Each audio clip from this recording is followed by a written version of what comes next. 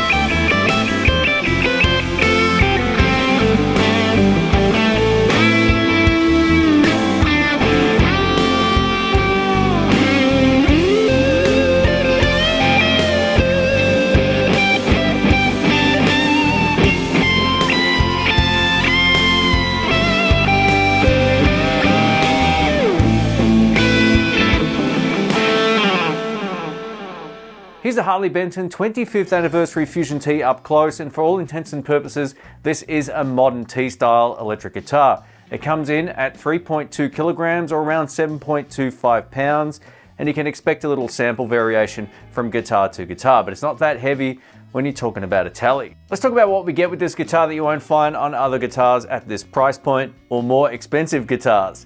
So we get this beautiful Canadian hard roasted maple neck. It's got a satin finish and it feels great. Now the profile's listed as a modern C, but it feels a little bit thicker than some of the modern Fender guitars that I've picked up. So all in all, the neck feels beautiful. But more than that, we get another massive upgrade here, 22 medium jumbo stainless steel frets. Stainless steel frets are an awesome upgrade. It means that the playability is going to be fantastic long term. You don't need a fret job. You won't have to have them replaced. They just feel and play the same all the way through the life of the guitar. It's a massive upgrade. Now this has the typical 25.5 inch scale length, very reminiscent of Telecasters, with a 12-inch fretboard radius, which is a little bit flatter than what you might find on some of the Fender or Squier guitars. This allows for easy bending. It's a slightly flatter profile, and again, the playability on this has been fantastic. Another point of difference from other guitars at this price point is we get a set of locking tuners, and the tuning stability has been great thanks to the GraphTech Tusk nut. This is cut perfectly. Again, no problems whatsoever with tuning stability. The Wilkinson 2-point tremolo system works beautifully, and it's set up the way that I would like it, which is if I do a double stop and push up on a few strings, it doesn't move. I really like this over a floating tremolo. Floating tremolos can just be a headache if a string breaks, for example. This sits flush to the body. If I need it to move though, I can simply just use the whammy arm. Pretty cool. We get two Alnico 5 Tesla humbucker pickups. In humbucker mode, they have a lot of output and also a lot of clarity, and I'm a big fan. We also get a volume control and a tone control over here. If we pull up on the tone control, it allows us to get single coil tones out of these two humbuckers, and they sound pretty great to my ear. We'll test that out in just a moment. Additionally, we get a 3-way toggle switch, allowing you to choose between neck, both, or bridge pickup. Let's kick it off with some humbucker tones, and I'm plugged into my Fender Blues Deluxe reissue amplifier. It's loaded with an Eminent Swamp Thing speaker, mic'd up with a Shure SM57 and a Sennheiser E906.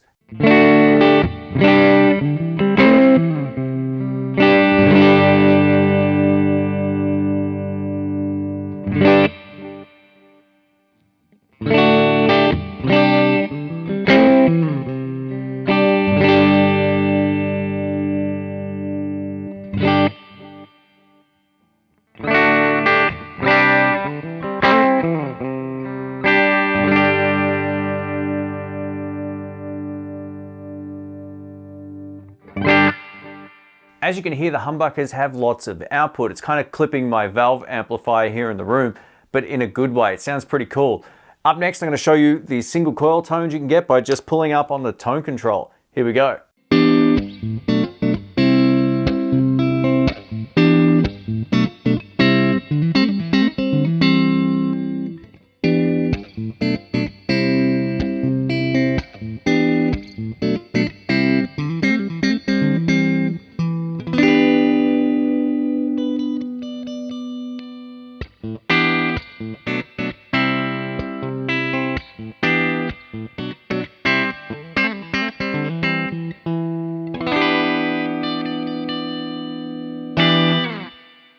those split coil tones to my ears sound great. Let us know what you think. Just know it will drop your output volume about a third or so from the humbucker output volume.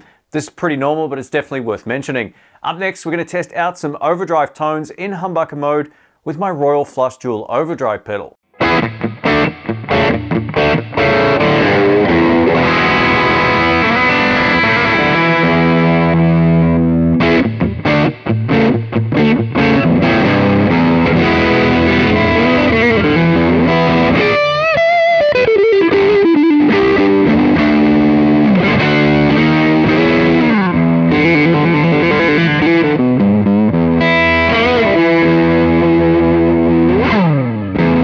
Let's check out the pickup dynamics by using the volume control. So this is with a whole lot of gain, but with the volume control on the guitar almost all the way off, which allows the guitar to clean up beautifully. As we increase the volume, we're going to get far more gain.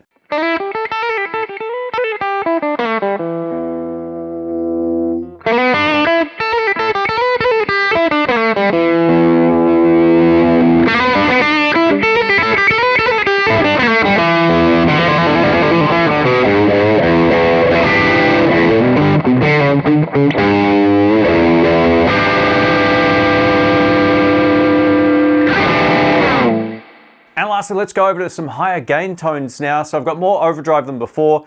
I've added some delay, and we're also going to test out this whammy bar.